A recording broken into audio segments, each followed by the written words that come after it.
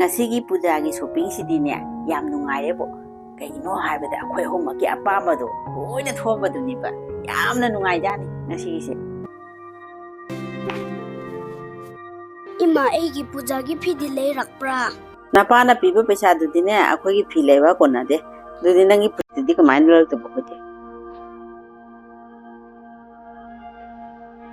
nangi puja gi phuri to dine nangi ne nayamba du do ne hairo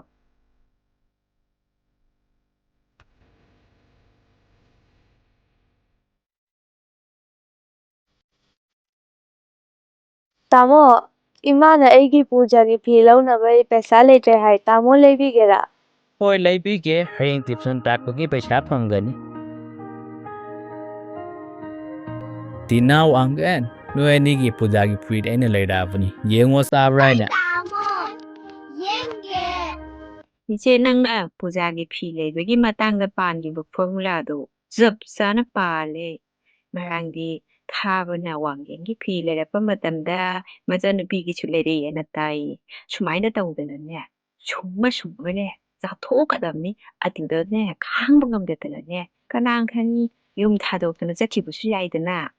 aduni momo ne ina tawisi maki thabak tu chune hana oedabane paisa kara piragadi aduda aina mapanga do kangat khini thabak tawradi haidana ne formula se momo palaga ne maki masado pok thude kun haini aduni tawisi hay kana khangi thabak tawragadi mapanga ngalatana aingonda mo onkhalaga okhaladi kamai tawba aisu momo ne am khalisi le mi nang khangpote ko kokti saba yani ko moye tan thokna bona bada